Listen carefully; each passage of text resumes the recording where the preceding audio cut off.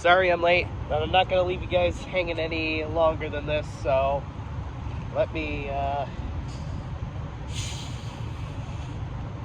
set this up real quick.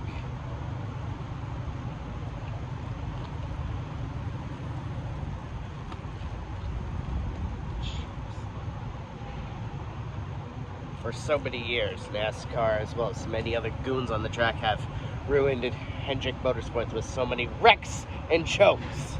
That was blasphemy. That was madness. Madness. This is Sparta, the 300th win for Hendrick.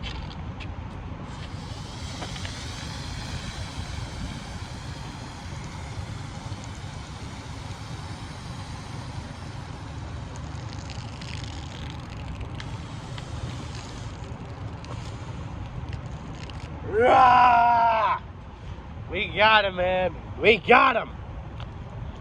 Ladies and gentlemen, we got him. And take a look at that. My kick-ass William Byron shirt, victory shirt, came in from Watkins Glen. Now I have two of them. It's just too good. Finally, the first time I got a William Byron shirt. Now the whole gang is in my collection.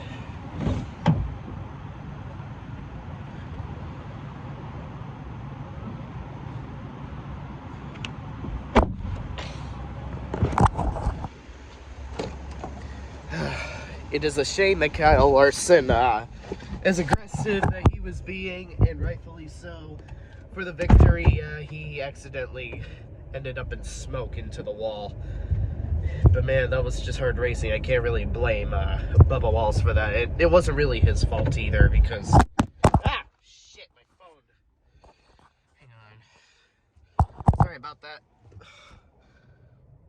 Anyways, back to the topic. Kyle Larson and Bubba Walser were just really going at it, and with how complicated and how, of course, botched that turns 1 and 2 really are at Texas Motor Speedway, it just really wasn't clicking well with the pathway that Kyle Larson was choosing to try and stay aggressive for the race lead when the laps were winding down. So I kind of take the blame on Kyle Larson for that. So it really was a shame that he had a big dump in the car and then it was all gone to waste. But nevertheless, this is a huge victory that will be long remembered, because it was the 300th victory for Hendrick Motorsports on my dad's 60th birthday, no less. Wow. Although, fuck Liberty University, fuck everything that wretched school stands for. Fuck every person that will make any kind of rationalization for their deplorable moral compass. Fuck that school straight to hell. But all of that aside, I'm glad Willie Byron finally is having a huge breakout season, as many as 6 victories. Because like I said at the beginning of the season, if that's what I have to expect, then I'm all in. Hopefully this will continue to uphold the promising outlook for his chances of the championship. But man, oh man. But as far as the race goes itself, I wouldn't say it was all that bad, even though the turns 1 and 3 continued to be calamity corner when it didn't have to be. But this race was a lot more stomachable than most of the other Texas races from in between 2017 and 2023, if that makes any sense to any of you. So, there was at least some passing, mostly because I guess the Gen 7 on a points package is much better than how dog shit the All-Star race was last year. I would definitely rather watch this race over the All-Star race last year. God. Okay, I'm not going to think of the All-Star race now because I don't want to ruin this celebratory video for Hendrick Motorsports. Double digits for William Byron, too. I'm kind of surprised that he beat Alex Bowman to double digits. So now it's Jeff Gordon at 93, Jimmy Johnson at 83, and then it's Kyle Larson at he's at 16 for Hendrick. Chase Elliott is at 18 for Hendrick, and then it's 12 for Terry Labonte. And currently it is 10 for William Byron, and currently it is 7 for Alex Bowman. I mean, I still don't very like what they did to Texas, but at least there was passing for sure. And man, there was tons of passing even without the restarts. Because you even had someone like Chase Briscoe up there competing for the lead, or even the top podium.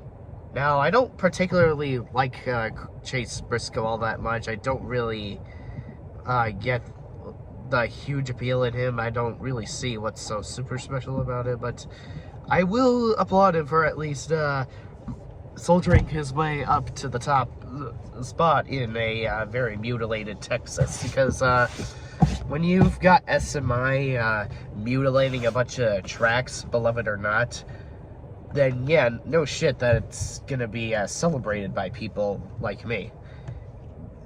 Even drivers that I barely care for making moves to advance towards the podium position are gonna be celebrated by me, and they deserve that kind of celebration, because they aren't being limited by some dog shit dirty air package. And I think this says a lot about how powerful the Gen 7 has become.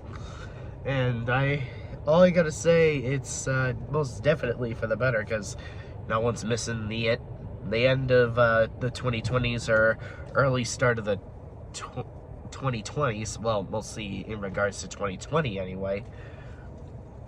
So yeah, I would say this race was all that super entertaining, but it's not really a race that's bad enough to make you angry, if that makes any sort of sense. So, much like Heaven and Hell, or much like the opposite to both Heaven and Hell, this race at Texas was purgatory at best. So, not great, not terrible, not great, not terrible, not even mediocre, just rather perfectly acceptable, if that makes any sense to anyone. Because Texas from 2021 and 2022 were not even close to special. It was complete dog shit on both races in 2020, dog shit on both races in 2019, dog shit on both races in 2018. It was okay for a while in 2017 following the reconfiguration, but ever since the package was degrading and all the stupid decisions they were making with all the stock cars, it has basically deteriorated from that point. But somehow this race was exceptional enough to not really make me angry at it. And it's not even just because Hendrick Motorsports man won. Take note that I never liked the 2021 Texas race, despite Kyle Larson winning. Nevertheless, I am going to take this time to rejoice. William Byron won the 300th career win for Hendrick Motorsports. It seems to happen every 11 or so years. You've got Jeff Gordon winning the 100th victory for Hendrick at Michigan when he beat out Ricky Rudd. And then 11 years later, you got Jimmy Johnson winning the 200th for Hendrick at Darlington.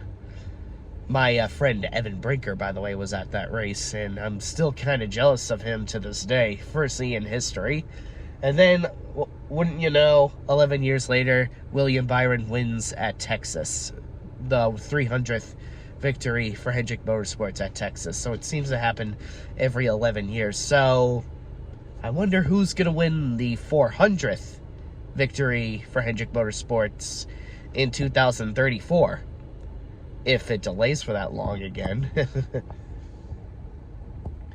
that's pretty much all I have to say. Once again, thank you for watching. If you took time out of your day, I didn't want to leave you guys hanging if you liked my Hendrick Motorsports victory lap videos. So hopefully you enjoyed this video.